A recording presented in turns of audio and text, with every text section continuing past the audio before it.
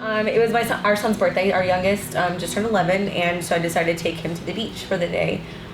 He also has baseball practice on Tuesdays, so his concern was we need to be home in time for him to take a quick nap before practice, otherwise he's drained. He's horrible on the field. So I said, okay, you're right, I will have him home to take a nap before practice. Well, after speaking to him about that in the morning, I let him go home with some friends that met us at the beach because they were going to take him to lunch for his birthday. And I said, okay, he has to be home in time to take his nap. You have to have him home. She said, okay, no problem.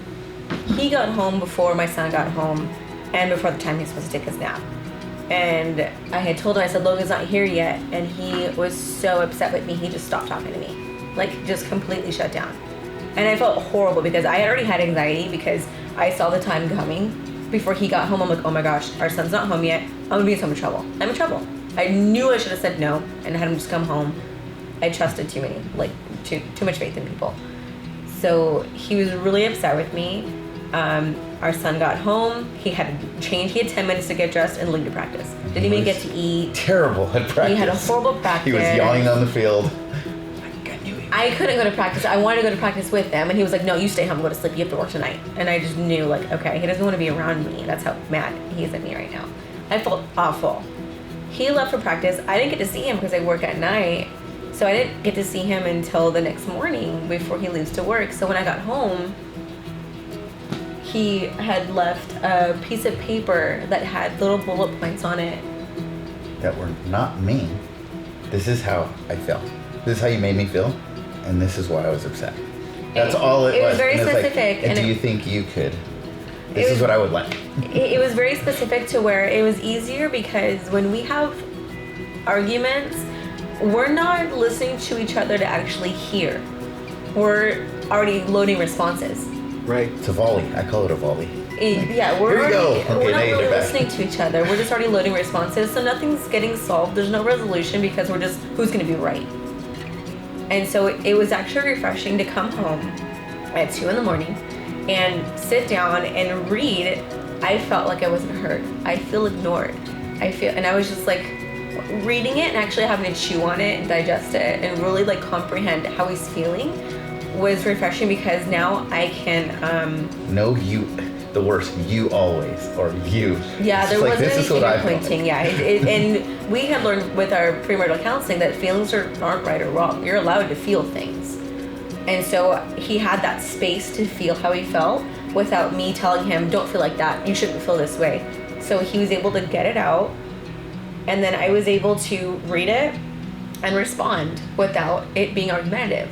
I'm sorry that I made you feel that way, or that you feel that way. Not even just that I made you feel that way. I understand. So you had conflict, then you had withdrawal. Yes. And all that tension. Right. Then you came back together and you initiated. You came back. Yeah, he wrote them all down because I had gone to work and I said, thank you for making me have to think about this all night at work now, thinking how much you hate our marriage. Like, this is great. This is what I want to do at work. That's how tough withdrawal is on Yes, marriage. And that's why I had texted that. I said, thank you for making me think about this. And I didn't respond because I don't want to. That was more withdrawal. Yes, and so my shift, I had anxiety, and then coming home and reading that, I was like, oh, okay.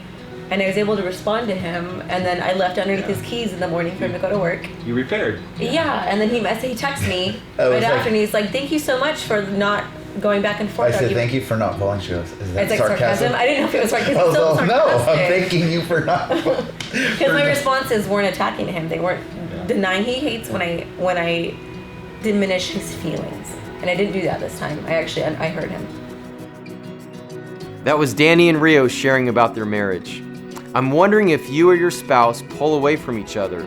We call it withdrawal. Withdrawal is the Cold War, the silent treatment, the not talking. It's putting up the wall or putting up the cold shoulder. It's often rooted in bitterness, resentment, hurt, or fear. Withdrawal is tough on your marriage, and it creates a whole lot of stress. You can see how Danny and Rio pulled back together after their withdrawal. Now it's your turn. Today's the day for you to reach out to your spouse. Be guilty of extending love and kindness. Stop letting withdrawal eat away at your marriage. To do so, you may need to forgive or let go of perfectionism or attempts to control. Maybe it's a lousy attitude you need to trade in for an attitude of gratitude for your spouse. For more on taking down the wall we call withdrawal and connecting with your spouse or loved one, come to our website for our handout, Withdrawl, Thawing Out Your Marriage Cold War. You can also hear more of Danny and Rio's story. So friends, here's your homework for the next 7 days, 1 full week. I want you to practice letting go of resentments. Exercise love, forgiveness, healthy boundaries, sharing your heart, and asking questions of curiosity to your spouse. Go reach out and find your spouse's heart.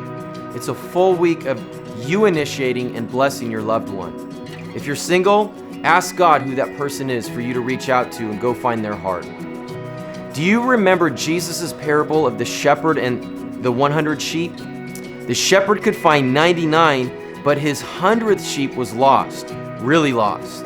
The shepherd had to go to great lengths to find it. And that's what God did for you. It's what he did for me.